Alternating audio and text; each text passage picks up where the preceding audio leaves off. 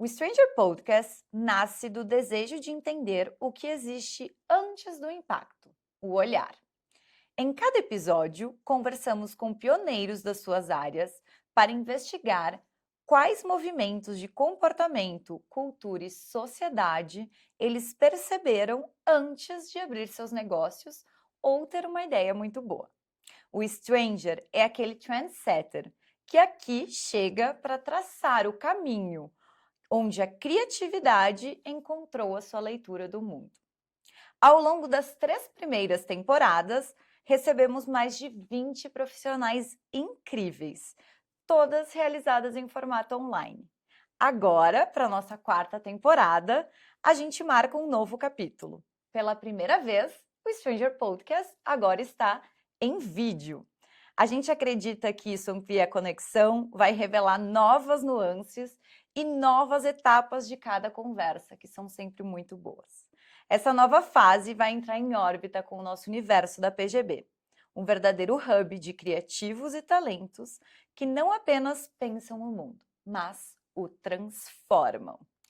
Hey Strangers, eu sou a Paula, a host aqui do Stranger Podcast, e nessa abertura da 4ª temporada, a gente vai receber a Paula, minha xará, Paula Rochelle, escritora, jornalista, roteirista e pesquisadora, que construiu uma trajetória sólida na imprensa tradicional e, ao mesmo tempo, desenvolveu um olhar sensível para o comportamento, cultura e principalmente o bem-estar. Sua carreira atravessou grandes veículos e projetos autorais, como o Elmanac, onde ela transforma a escrita em experiência e também leitura do tempo. Hey, Paula, seja bem-vinda! Tudo bom? Ai, que Obrigada. bom te ter aqui, a gente já trocou tanto, né? Sim, deu certo, agora deu. Paula, muito obrigada por estar aqui com a gente na nossa primeira edição, primeiro episódio, na Gente, verdade. adorei, eu tô na estreia. É que o primeiro episódio tinha que ser com a minha xará, e inclusive uma xará de extremo peso na área jornalista. Então eu queria, por favor, que tu contasse um pouquinho da carreira e se apresentasse para os nossos strangers, principalmente. Tua carreira sólida que passou pela Forbes, pela Glamour, pela L'Officiel. Enfim, conta um pouquinho pra gente como tudo começou. Então, como tudo começou, né? Eu era uma outsider do jornalismo. Eu trabalhava, eu me formei em marketing e administração.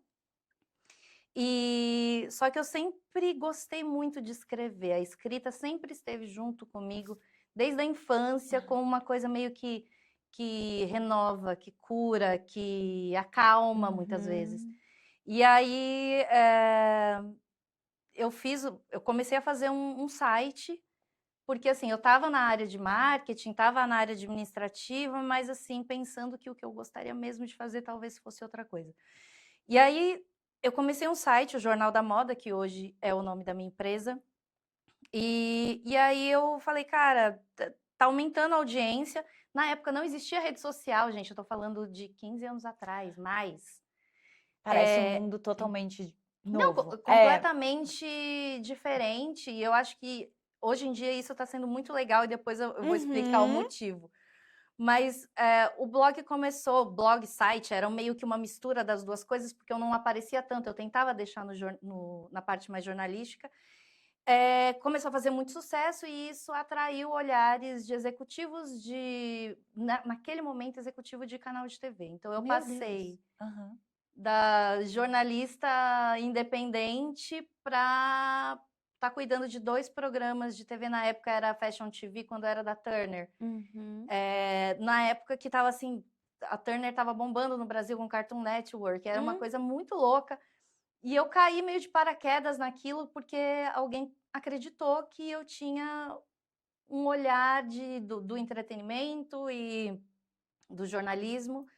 E aí, da TV, voltei para o online, mas o online mais massivo, que aí foi quando a internet começou a ter os grandes blogs, as primeiras personalidades de influência. Então, eu continuava nadando nessa maré até o jornalismo em si mesmo, aquele do impresso, chegar na minha vida. E aí eu passei, vamos colocar por baixo, 10 anos entre redações. Meu Deus. De repórter, colunista, editora, eu passei todos os caminhos. Um caminho que eu achei que não daria para eu entrar sem conhecer alguém, porque realmente é um mercado muito fechado. Mas eu fui entrando, eu falo assim, o jornalismo aconteceu para mim porque eu fui muito teimosa. Adoro. Nossa, me relaciono muito. Eu queria ser jornalista. E eu falei, eu vou conseguir, eu quero. Porque eu achava que... E por que querer, né? Porque é muito bom se comunicar. Hoje em dia a gente vê muito isso. Tem tanta coisa que a gente começa a ter um pouco de saudade da comunicação mais genuína. E aí Muito. E a minha carreira foi isso, assim, contando histórias, entrevistando pessoas, achando pautas que eu achava que eram relevantes, que as pessoas seriam interessantes que elas tivessem aquele conteúdo, que eu acho que o jornalismo é isso. Perfeito. E para quem ainda não conhece a Paula, né? Mas ela produz o que eu só posso chamar de refrescante, né? O Almanac, que é esse almanac mesmo que ela compartilha ali pontos. Eu quero que tu explique um pouquinho sobre ele. Eu já consumi ele algumas vezes, ele é muito cheiroso, inclusive, mas é bem voltado com esse olhar do bem-estar, que a gente já sabe que é um comportamento super consolidado, mas que antes não era tão falado, e o que eu mais gosto é o formato dele, né? Como ele chega até nós, como tu interpretaste essa ideia, tanto do bem-estar, mas também da forma de consumir. Porque, pelo que tu falaste, tu passou por todas as fases do consumo de conteúdo, né? Desde a mídia da TV até os blogs, e daí depois as redações, e agora a gente já está num pós-consumo de conteúdo. Conta um pouquinho como ele surgiu. Então, o Almanac, ele foi, na verdade, um momento que eu queria virar a chave da minha vida, da carreira, porque eu estava muito tempo em redação, e redação de revista de título internacional mensal. Então, você coloca por baixo que são 170, 180 páginas por edição. Nossa. De uma tiragem que vai para a gráfica, que na época ia para a gráfica, eu não lembro, eu acho que era mais de 30 mil cópias. Então, tem aquela tensão, aquela coisa toda. E, ao mesmo tempo, eu ver que todo mês eu tinha que refazer aquilo, todo mês, eu falei, gente... E tirando que todo veículo tem as suas mídias digitais.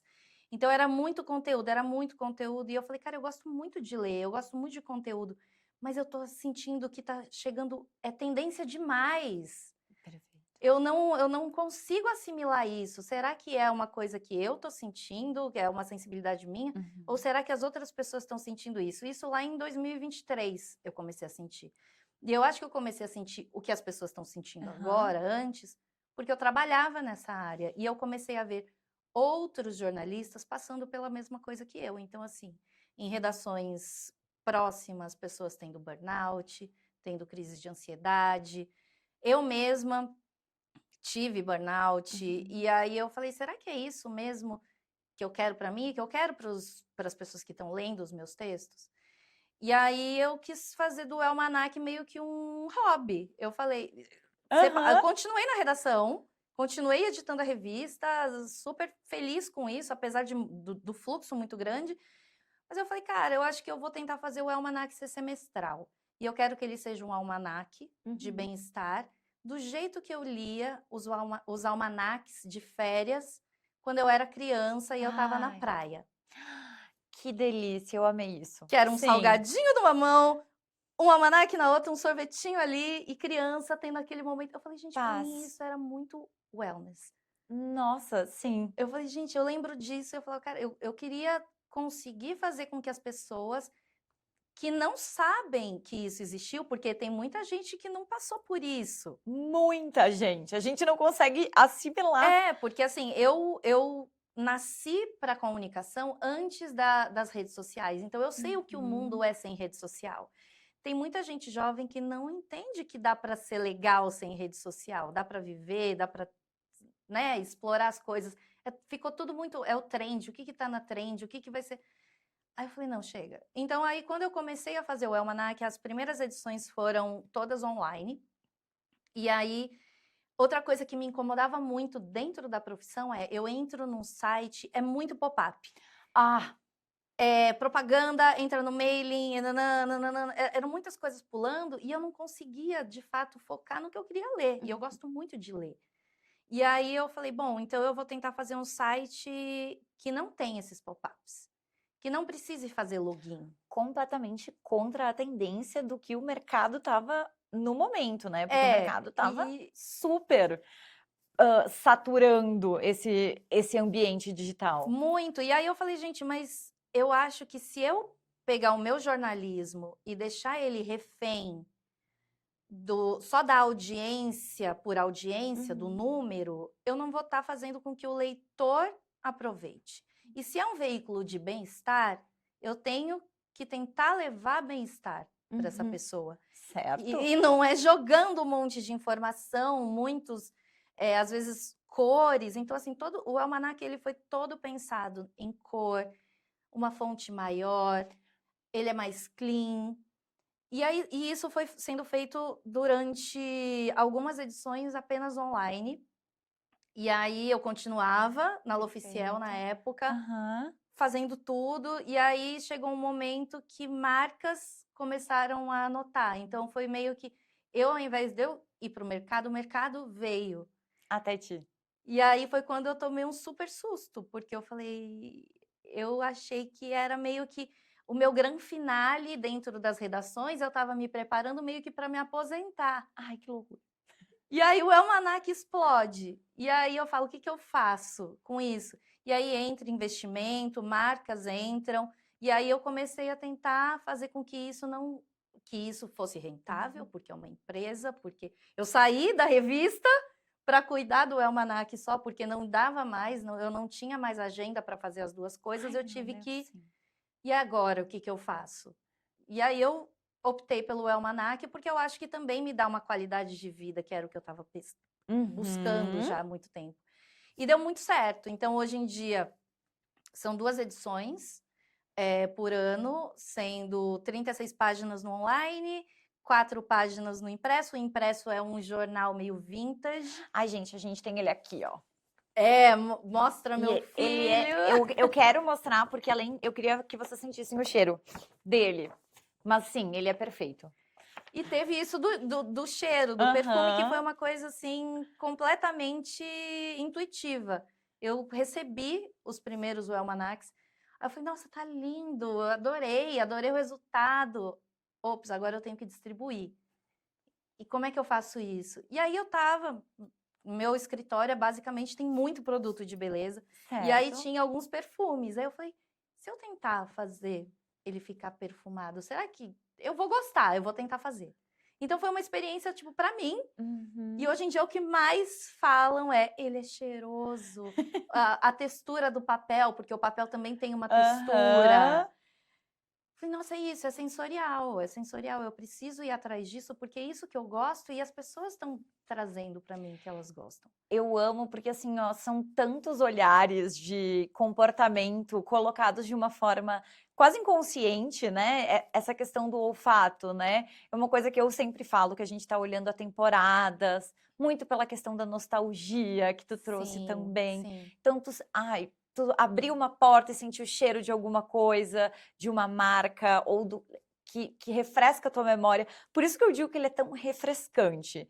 Desde do formato de consumo dele, mas também pela escrita. Porque a gente tem ali uma escrita autoral, uma escrita super consciente. E eu já queria pegar nesse contexto. E como tu tiveste essa trajetória muito grande, tu observou esse consumo de informação, né, culminando pelo o almanac, principalmente. Eu queria que a gente pensasse como é que essa mudança de consumo de conteúdo, de informação, foi moldando a identidade das gerações. Faz sentido a minha pergunta? Muito. Eu falo que eu fui um porquinho da Índia da comunicação, porque eu vivi intensamente a minha profissão desde o primeiro momento que eu resolvi entrar nessa bagunça que é o jornalismo e a comunicação no geral, porque o jornalismo anda muito paralelo com a publicidade, por uma questão de precisamos Super. pagar boletos, e eu acho que as pessoas precisam entender que é uma indústria, né? Uhum. Emprega muita gente e precisa ser uma indústria que, enfim, que se pague, Sustentável, né? Que ela gire. exatamente, Assim. para ela continuar existindo. Então, eu acho que no começo a gente tinha um otimismo muito grande com novas tecnologias. Aham. A gente tinha. E isso era uma coisa assim que até 2 anos atrás eu ficava, nossa, eu me sentia um pouco enganada de tudo aquilo que eu tinha vivido. Porque eu falava assim, caramba, lá atrás, quando começaram os blogs, parecia que, nossa, pessoas que não teriam como falar para grandes massas vão conseguir falar. Que legal, a gente vai conseguir ter mais vozes. Descentralizar a informação. Que legal, eu consigo conversar hoje com uma amiga minha que mora na Indonésia. Eu não conseguiria isso. Gente, eu morei fora numa época que não existia o WhatsApp, era o Skype, olhe lá. Tinha que se ligar por Skype, Se né? ligar por Skype. E assim, coisa que gente. O que é Skype? E aí eu comecei a ver que as coisas foram acelerando muito. Sim. Então, antigamente eu demorava assim, ai, vai sair a próxima Capricho. E a Capricho vai chegar na minha casa, e eu vou abrir, e eu vou ler, e eu vou entender o que está acontecendo no mundo a partir da visão daqueles jornalistas. E assim, foi muito legal essa abertura toda tipo, eu realmente vivi o tecno-otimismo muito, eu trabalhei nisso, né? E rede social, quando assim, era blog, já era legal. Nossa, a rede social ampliou ainda mais. Muito. Que legal! Eu achava isso incrível. O problema, eu acho que é a dose. A gente Nossa, perdeu a mão e a gente usa muito. muito. Tanto que muitas pessoas, elas não conseguem pensar o consumo de conteúdo para além do digital. Exato. E aí, quando você pega e você escuta um jornal nacional ou uma BBC falando que está aumentando muitos casos de problemas de saúde mental em jovens, em crianças, eu falo, cara, mas não é só em jovens e crianças. A gente também está passando por isso. Porque muitas vezes a gente não consegue sair da tela. Eu estou aqui dando entrevista, o meu celular está do lado, porque eu não sei, a gente tem um senso de urgência. Absolutamente. E aí, para o jornalista, não só o jornalista, mas o publicitário, as pessoas que trabalham em agência, as pessoas que trabalham com criação de conteúdo de uma forma geral, isso começou a pesar. Eu acho que a gente foi meio que a ponta da lança de uma coisa que agora a gente está vendo que faz muito mais mal. E não é assim, eu vou vilanizar a tecnologia, assim como agora eu posso vilanizar porque ninguém está querendo escrever mais e só está usando o chat GPT. Eu acho que não é isso, eu acho que é a gente entender a nossa humanidade e até onde a gente consegue ir e a nossa velocidade. Perfeito. Eu acho que quanto mais a gente fica preso num looping de o feed está me entregando isso, e assim, o feed está te entregando o quê? Quem que é esse algoritmo que virou meio que uma figura mística, que ele vai decidir o que eu vou consumir? Absolutamente. Então é isso que eu comecei a ter. Quando eu comecei a ver isso, que foi na época que eu lancei o Almanac, eu falei, eu não quero ir contra, eu quero dar uma alternativa. Uma alternativa para pessoas que, assim como eu, usou demais uma coisa e agora quer tentar voltar a um equilíbrio. E, desculpa, eu não quero te cortar, mas pensando nisso, a gente tem a visão que a internet é esse mundo aberto de possibilidades. Mas os formatos, eles acabam sendo super reduzidos, né? Então, querendo ou não, apesar da gente estar ali procurando vários assuntos e discutindo sobre várias coisas aleatórias, é sempre o mesmo formato, é sempre a mesma urgência, e daí a gente tem essa figura mítica do algoritmo. E muitas vezes os mesmos assuntos que você vê 5 vezes em perfis diferentes. Tudo pelo propósito de viralizar, né? Que era o que nós falávamos. E acaba que exatamente isso, a gente fica no mesmo assunto, no mesmo redemoinho. Estamos mesmo diversificando o que a gente está consumindo? Eu estava lendo muito, assim, muitos cientistas falando que antes a gente tinha uma escassez, assim, a gente tinha uma ideia de escassez de informação. Hoje em dia, a gente tem muita informação. E aí, eu acho que a gente chega nesse ponto que a gente se encontra agora, que é o da importância da curadoria. Perfeito. O que eu leio? O que eu vou perder meu tempo? Porque muitas vezes você vai estar perdendo o seu tempo. E o que eu acho que vai ser o investimento do meu tempo? Então, por exemplo, eu mudei muito a minha forma de consumir rede social para eu me adaptar a essa ideia de assim, mas se eu continuar em redação, talvez eu tenha que consumir rede social, porque eu preciso saber o que está em alta, porque eu preciso fazer o conteúdo. Mas, ao mesmo tempo, o que tem que pautar o meu conteúdo? É o número e a rede social, que eu não sei exatamente o que está sendo, que portas estão sendo abertas, que torneiras estão Uhum. sendo fechadas, ou eu tenho que fazer um trabalho de voltar e entender isso, se eu desligar o celular, vai continuar sendo importante ou Sim. não? E é isso que eu tento levar para dentro do Elmanac. Eu posso pegar uma coisa que nasceu dentro do TikTok, mas isso, daqui 3 meses, vai fazer sentido para mim como um conteúdo? Isso vai fazer sentido para mim como pessoa? Ou vai ser só mais um save que eu dei nesse conteúdo que vai ficar numa pasta que eu nunca mais vou acessar? Porque são tantas pastas, são tantas abas abertas na nossa cabeça hoje em dia, que às vezes a gente acha realmente que é útil você salvar aquela receita. Que Que você nunca mais vai achar. nunca mais. Se perdeu no universo. Então, assim, hoje em dia eu acho que é muito mais a gente olhar para esse caminho da curadoria. Uhum. Como gerador de conteúdo. A pessoa que quer consumir, aí ela vai. Gente, tem dia que eu me pego vendo assim as coisas mais sem noção e tudo bem. Mas eu sei que, cara, eu já tô 1 hora fazendo isso. Será que não é hora de eu cortar um pouco e voltar para a realidade, pegar, fazer alguma coisa, mexer no jardim, sabe? Fazer alguma coisa analógica. Voltar para a terra. É, Perfeito. desplugar. Desplugar, voltar para a terra. Sabe quando os pais falam, quando tu tem que caminhar de pé descalço na terra para diminuir a eletricidade? Eu me sinto assim.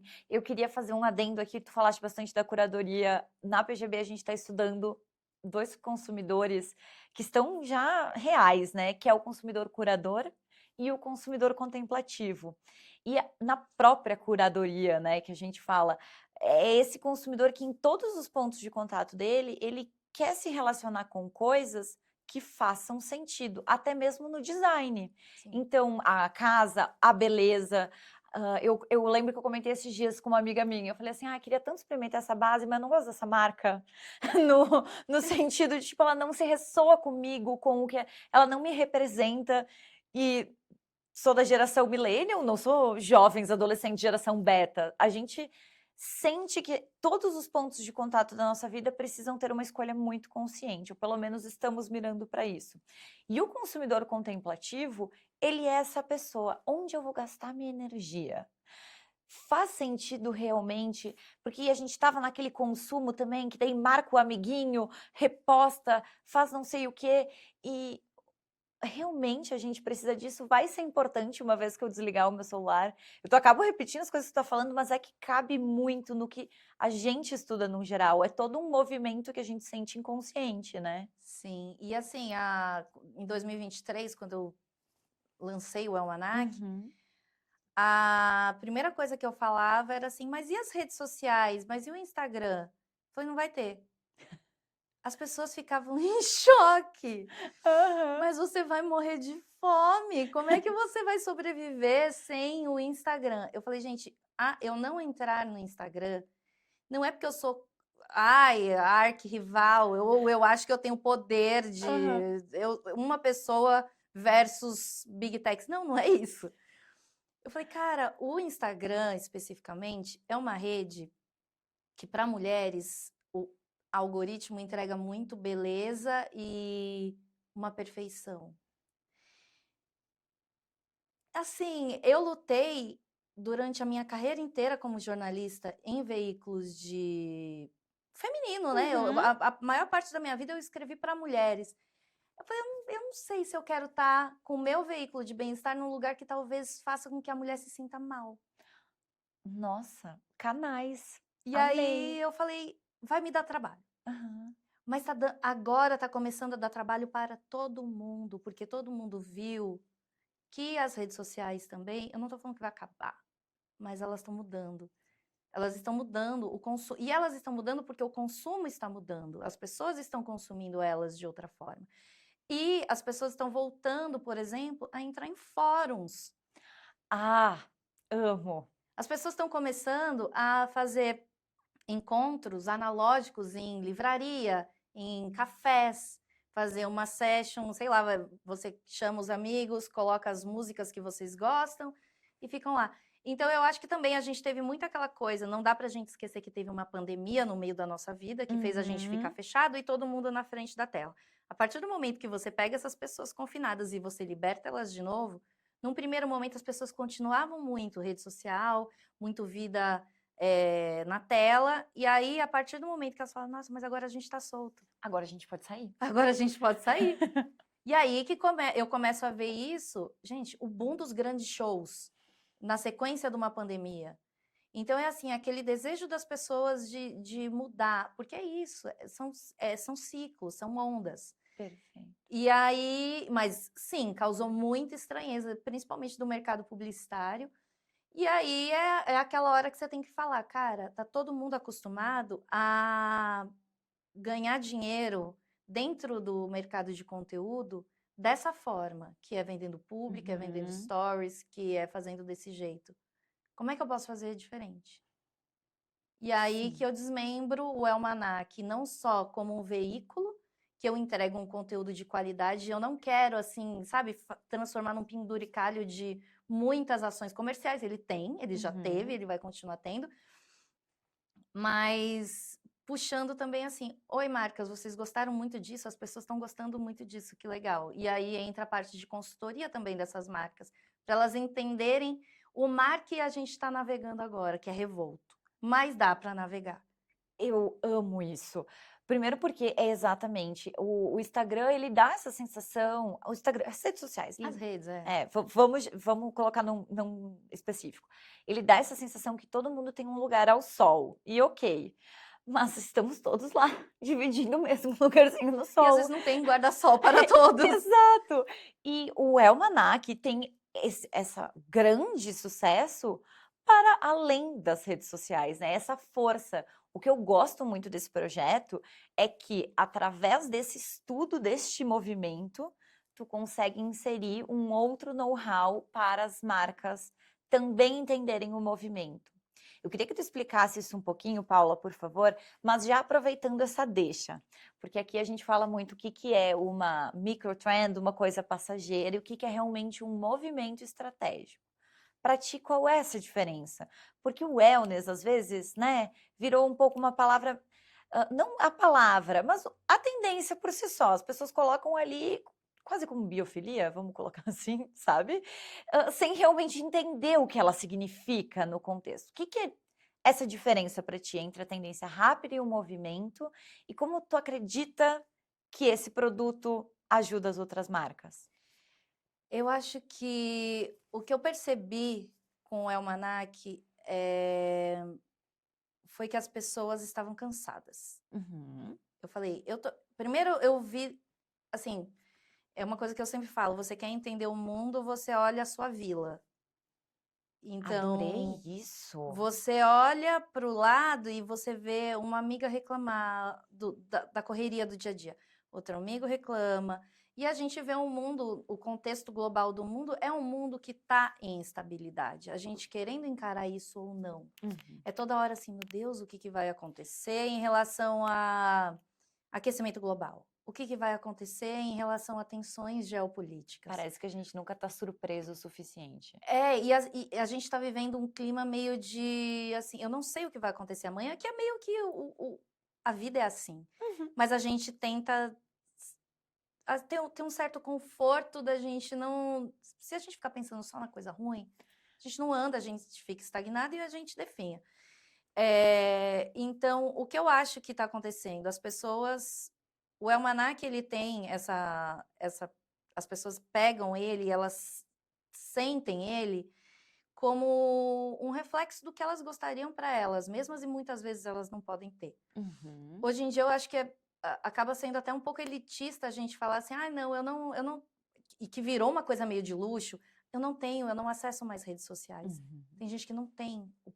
Como? Porque ela está trabalhando dentro daquele contexto. Ela tem uma loja pequena, média, que seja, ela trabalha numa empresa que depende de redes sociais para fazer performance. Enfim, ela se conecta com as pessoas, ela ainda acha que ela consegue se conectar com essas pessoas ali dentro. Então, tem uma insatisfação. E quando existe essa insatisfação geral, de uma certa forma, que tá um pouco, é uma neblina social, Uhum. você percebe que as pessoas buscam o quê? Um casulo, um conforto. Então, enquanto o mundo segue acelerado, as pessoas ainda vão tentar entrar no seu, sabe assim, No seu no eixo. seu eixo. Então, o wellness, por isso que o wellness está tão grande. Eu já vi outras ondas antes do Sim. wellness dentro do jornalismo. Então, por exemplo, teve uma época que foi de super aceitação. Uhum. Vamos aceitar o seu cabelo, a sua pele, o seu jeito. E aí, isso faz o quê? Cara, 6 anos, 7 anos. Se faz. Se faz. Uhum.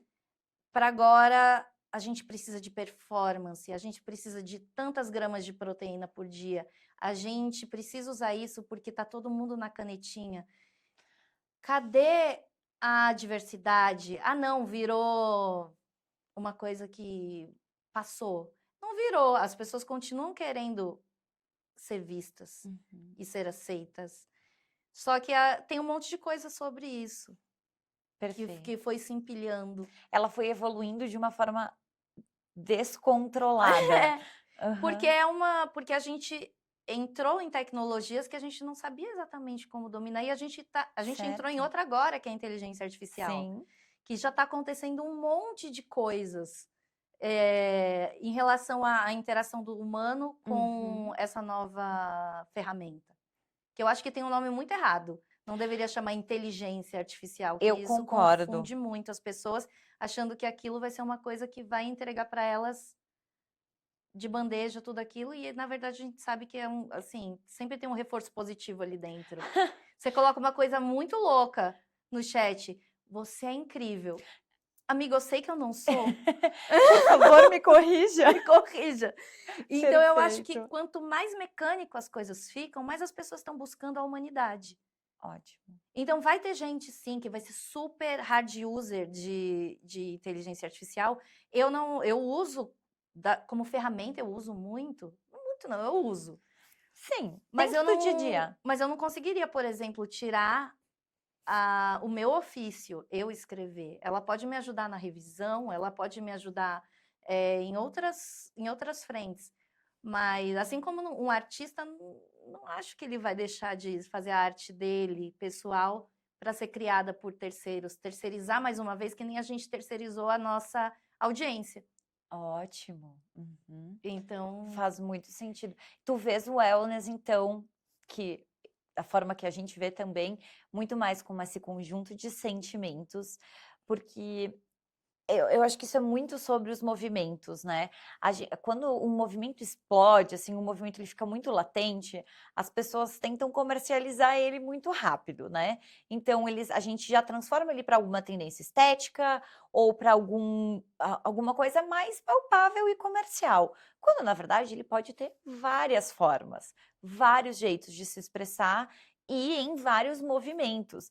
O que eu gosto, por exemplo, do Elmanac é que tu pega o cheirinho, tu pega essa sensação, o olfato. Nós falamos muito do olfato aqui na PGB justamente pela essa questão, né, de tu se sentir mais humano. Então, era realmente isso que a gente queria alicerçar, né? Que o wellness, então, é uma forma da gente se sentir talvez um pouco mais humano e criar memórias novas dentro do nosso corpo? Faz sentido? eu acho que faz totalmente sentido, porque quando você está num lugar que, assim, às vezes você gosta de se sentir sozinho, às vezes você quer ficar sozinho, você tem aquele seu momento, mas algumas coisas que a gente vive coletivamente faz com que a vida tem um molho diferente. Aham. E eu gosto de falar muito disso de molho, porque tá todo mundo falando de molho agora, por causa dessa coisa de, tipo, Wagner Moura, Oscar e tudo, né? Que é isso, você percebe que as pessoas estão em busca de coisas mais quentes e confortáveis. Olha o boom da cultura latina no mundo. O Mais que a gente naturais. entrega? A gente entrega que pode estar o caos, mas vai ter uma hora que a gente vai se divertir. Exato. No meio do caos, uma catarse. Uma espontaneidade. Então, assim, essa coisa do global tá olhando para a latinidade como uma coisa quente, como uma Uhum. coisa. E assim, quente de tipo de confortável, de nossa, tem calor humano. E por que a gente está buscando calor humano? Porque toda hora existe um marketing enorme falando que daqui para frente é só robô e inteligência artificial. E aí a gente meio que tenta, não, eu quero resgatar um pouco disso que eu sou. Exatamente. Que eu Do que sou o nos quê? faz, assim, a cultura. É, Perfeito. Tu escreveste também, Paula, sobre sororidade, né? Tu tens um livro sobre o assunto. tenho. E eu queria resgatar isso, porque a gente estava falando dos movimentos que viraram trend, como a diversidade, por exemplo, e a gente também teve esse momento da sororidade, do feminismo, que continuam movimentos relevantes, mas a gente teve picos ali da comunicação olhando para eles, da marca de moda olhando para eles. Queria entender como tu enxerga também esse movimento. Ele se diluiu, ele amadureceu, ele se transformou, outra coisa veio na frente dele? Eu acho que a gente está num momento. Eu poderia ser muito pessimista, falar Uhum. bem a verdade, mas eu não consigo ver o mundo pelo olhar mais pessimista quando a gente Nossa, fala de coletividade. Hum.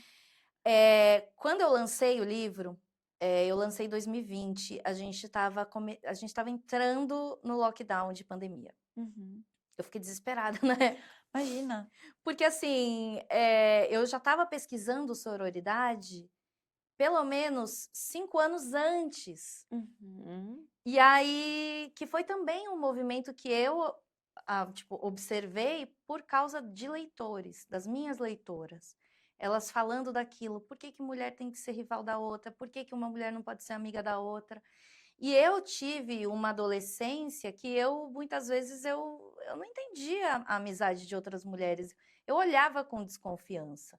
Eu acho porque Uhum. eu assistia novela e as amigas se traíam. Sempre. E eu, no ambiente de trabalho, eu ouvia que tal pessoa subiu de cargo por causa disso.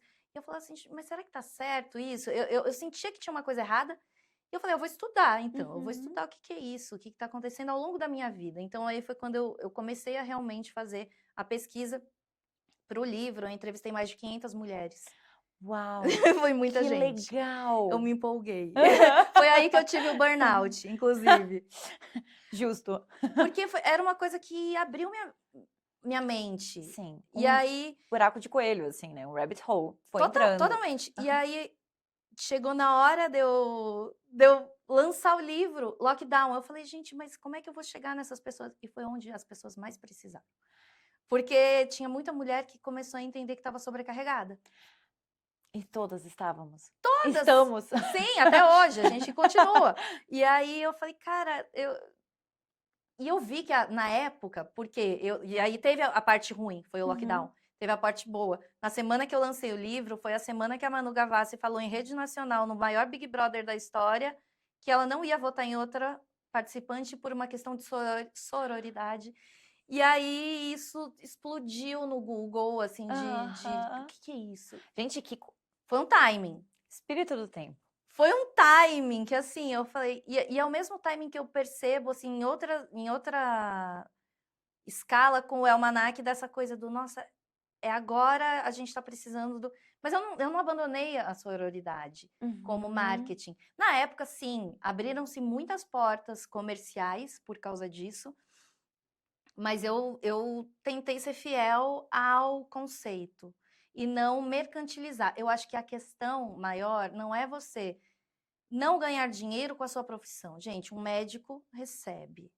um engenheiro recebe, um jornalista recebe. Uhum. Só que a gente acostumou meio que é tudo muito free, né? Sim. Mas dentro desse sentido, as marcas, o que eu percebo, marcas consistentes continuam com certos pilares. Eu falo muito, por exemplo, de marca pequena até marca grande, como por exemplo uma Dove. Uhum. Eu entendi, assim, para mim foi abriu meus olhos lá atrás, quando a primeira vez que eles falaram beleza diversa. Beleza para todos. Era um assim, Eu falei, gente, que legal, que legal. Então, assim, a publicidade consegue criar coisas de Uhum. impacto. E você consegue andar junto com a publicidade. Isso é uma coisa que muito jornalista tem medo. É assim, ou eu sou puramente jornalista e Sim. eu não piso no terreno da publicidade, ou eu vou totalmente para a publicidade e pouco me importa todo o processo de você entender se aquilo é bom ou não. Então eu acho que é esse equilíbrio que tem que ter. Isso eu aprendi muito dentro de redação de revista grande. Uhum. Que você fala, cara, eu tô aqui como editora e muitas marcas vêm até mim, ah, tem uma verba, dá para fazer alguma coisa. Tá, então é nessa hora que eu acho que o jornalista meio que tem que entender que o mundo mudou. E aí, assim, nossa, tudo bem, eu preciso fazer esse veículo continuar e eu preciso fazer com que essas ações comerciais cheguem até Onde onde precisa. precisa chegar. E Exato. aonde precisa chegar? Nas pessoas.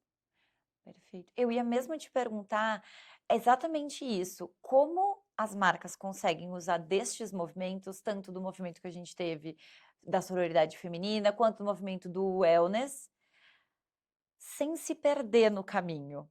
Faz sentido? Sem usar isso só como uma estratégia de publicidade momentânea. Então, como tu vês isso sendo adaptado para um produto, para um momento, para uma campanha? Vale a pena ser adaptado ou só funciona para marcas que têm isso dentro do DNA? Eu acho que assim, quando você vê hoje em dia muitas marcas surfando em trend, eu vejo muito que marcas massivas ainda conseguem ter um fôlego para surfar em Ai, trends. falei isso essa semana. Uhum. Nossa, super. Porque você quer atingir um número grande de pessoas e não necessariamente de uma forma mais intensa. Você Uhum. quer passar. É a mesma coisa que você está assistindo na TV e passa um comercial de uma rede de hambúrguer que, talvez eu tenha Talvez vontade eu de tenha comer vontade. isso. Aham. Outra coisa é uma marca média que vai tentar ficar surfando entre trends e o que agora está na moda e o que não está, e ela vai gastar tempo e dinheiro, e às vezes ela nem tem o tanto de bala na agulha, assim, tipo, ela não tem exatamente, eu vou vender esse copo. Às vezes eu tenho 50. Uhum. E eu quero fazer uma campanha massiva da trend que tá todo mundo falando. E aí, tipo, o meu consumidor, será que ele gosta disso? Às vezes eu olho muito isso dentro da estética. Uhum. Às vezes eu vejo, assim, clínicas que eu já fui fazer matéria, são clínicas ótimas, e aí você vê uma hiperexposição, e aquilo, ao invés de me dar vontade de ir na clínica, eu falo, ai, não sei. Sim. Ou então, assim, médico muito youtuber. Sim. Eu morro de medo. Uhum. Então eu acho que e esse medo não é só meu, porque às vezes a gente pensa e aí você começa a perceber no entorno. Será que só eu tô sentindo isso? Será que eu tô com ranço? Mas é o mau uso da trend, né? É o mau uso da trend. Então, se você é uma marca que não tem nenhuma relação com sororidade, é muito difícil você surfar nisso e dar certo. Porque você Uhum. pode também fazer o contrário, você vai tentar surfar o negócio, não vai ficar bom, e vai dar o efeito E vai contrário. tancar, sim. E aí você gastou tempo e dinheiro. E outra coisa que eu falo muito, muito, muito para muitas marcas, eu acho que não é mais só a quantidade das coisas que você produz, é a qualidade. Às vezes tem pessoas que demoram meses para fazer um projeto e fica ótimo. Gente, a gente estava acostumado com isso, bandas lá atrás que demoravam 8 anos para lançar um novo álbum. Esses 8 anos, o que teve durante esses 8 anos? N coisas. Tudo. Ah, mas o marketing, a velocidade, as coisas são muito rápidas, a gente tem que vender, é tudo muito performance, performance, performance. Mas você tem que entender, são duas coisas. Se você quer uma coisa para vender o seu produto, é uma estratégia. Se você e isso você tem que continuar fazendo do seu jeito. Que nem eu, toda edição, eu tô vendo com marca o que dá para fazer, o que não dá para fazer, o que fica bom, o que não fica. Por outro lado, você nunca tem que largar você construir sua marca. O que você quer com ela? Você Sim. simplesmente quer vender sabonete?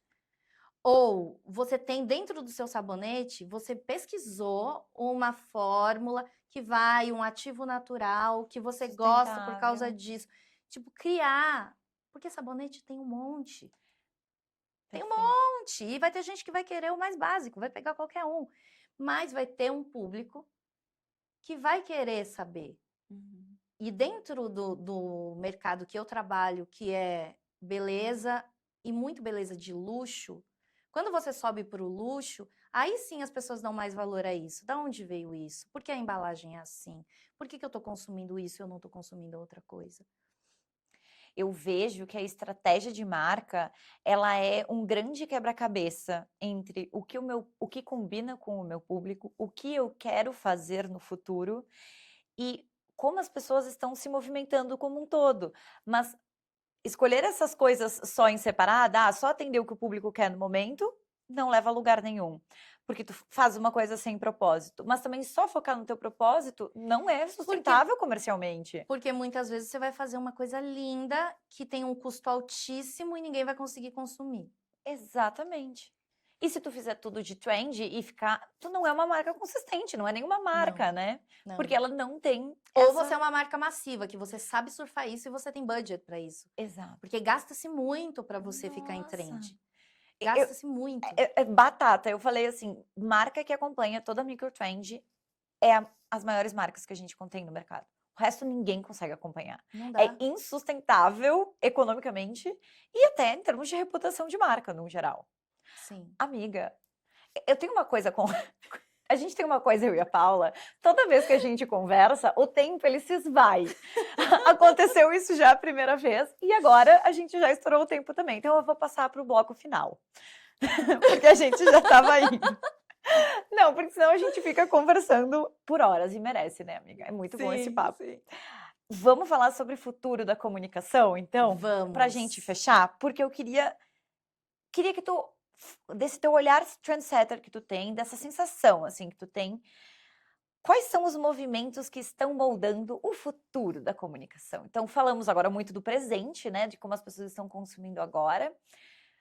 É muito difícil a gente entender movimentos muito a longo prazo quando a gente fala de midiático e veículo, mas o que tu vê como novos movimentos moldando essa comunicação? Porque ninguém diria que o wellness mudaria a forma com a qual a gente se comunica também. Sim, eu acho que existem alguns pilares, algumas coisas acontecendo que estão se destacando, assim, das pesquisas que eu tenho feito. Uma delas é, a gente vai continuar nesse clima de instabilidade ainda por algum tempo, porque a gente não entende quais são os macromovimentos que serão feitos em relação a dois pontos específicos, que é rede social e inteligência artificial. A gente não sabe como os governos vão encarar isso daqui para frente, e como, enfim, organizações de saúde vão entender isso daqui para frente. Existem em alguns pontos do mundo, em alguns tribunais do mundo, algumas ações acontecendo. E isso vai mudar um pouco o que vai acontecer. Rede social vai ser considerado o novo tabaco? Muitas pessoas falam que sim, outras que falam que não. O que eu percebo como analisando o comportamento humano, nada vai mudar bruscamente se não tenha uma ação externa brusca. O que eu entendo é as pessoas estão diminuindo suas postagens pessoais em redes sociais e existe um caminho que, se continuar neste caminho, porque também pode mudar as coisas no meio do caminho, as pessoas virem meio que um post zero. Você não vai mais postar, a rede social vai virar TV. Então você vai ter os players ali dentro. Então, assim, o influenciador, a notícia, as pessoas que vão surgir, E aí a gente entendeu também que existem ciclos, igual existia na TV antigamente. Uma pessoa realmente só vai ter 6 meses de fama. E talvez ela queira surfar nesse momento. Tem outras pessoas que vão perdurar um pouco mais. Eu acho que quem vai perdurar mais é a pessoa que vai sair só da casca de sou um influenciador e passar o que eu sou por baixo da influência. Perfeito. A influência massiva ainda vai continuar existindo, porque existe demanda, Uhum. mas a credibilidade está diminuindo. Então, as marcas vão entender, talvez, que elas não precisem fazer posts todos os dias, elas não precisam estar ali todo momento. A rede social vai meio que se transformar num site 2.0. É um lugar onde você vai conversar com as pessoas quando elas quiserem saber da sua marca, quando você tiver alguma coisa interessante para falar. E não simplesmente só falar por falar. Eu acho que isso também é um ponto. E eu vejo, principalmente fora do Brasil, mas aqui no Brasil também tem um movimento de mídias alternativas. Eu falo que está tendo uma renascença de novos formatos. Então, você começa a ver, por exemplo, eu sempre cito esse caso porque para mim é um case muito bom. A Dua Lipa é uma diva do pop que veio para o Brasil, todo mundo amou, ela é amada no mundo inteiro, todo mundo acha ela incrível, nossa, ela é um aspiracional incrível. E ela tem um projeto de conteúdo dela, que é o Service 95, que fala sobre cultura, que fala sobre outras coisas, que não é focado só em performance. Eu acho que essa loucura da performance, e as marcas vão entender que elas não estão recebendo de volta o que elas imaginavam quando elas investiram. Então, eu acho que as pessoas vão começar a postar menos e a entender um pouco melhor para as pessoas que gostam mais do lifestyle, da coisa do luxo, da coisa da curadoria. Porém, vai continuar existindo a farofa de rede social e os memes e tudo mais, que a gente também gosta, e eu não acho que é nenhum demérito você gostar disso. Eu gosto, inclusive, de ver gatinhos em rede social. Ah, por favor, eu amo. Mas eu acho que a gente precisa entender o nosso ritmo e a gente está entendendo o E nosso equilibrar. ritmo. E equilibrar. Equilíbrio. O consumo do repertório. Amiga, foi uma honra te receber aqui. Como as pessoas te encontram e como elas encontram o Elmanac para além das redes sociais? Para além das redes sociais, onde está o Elmanac hoje em dia? Em rede social, a gente usa Pinterest, porque eu acho que o Pinterest ainda é o nosso cantinho do sossego. Meu coração. Assim, quem gosta de Pinterest gosta de Pinterest há muito tempo. Então, o Elmanac segue lá. A gente tem o site, que é o elmanac.com. Dentro do elmanac.com, toda edição tem uma trilha sonora nova que é inspirada na biodiversidade. Então, é para você se acalmar ouvindo passarinhos, sons de água e tudo mais. E eu também tenho o meu Instagram pessoal, que é privado para não virar bagunça, mas lá tem muitas coisas, tem muitos humanos ali dentro, que eu tento deixar fechado para não entrar muito bot. Que é Paula Rochelle, que eu tô no Instagram também, não posto uau, mas assim, no site eu acho que é o melhor caminho. A gente vai deixar todos eles na descrição do episódio para continuar essa conversa, principalmente porque ela é super multidimensional, né? Tu trouxe o escutar, tu trouxe o cheiro, tu trouxe o físico. E Paula, mais uma vez eu te agradeço de coração. Obrigada, por estar aqui. Infelizmente a conversa pausou, ela só pausou, ela vai continuar. E eu queria agradecer a todos os nossos strangers por tanto nos escutar quanto nos ver, para a gente continuar essas conversas com os nossos trendsetters. Muito obrigada. Obrigada.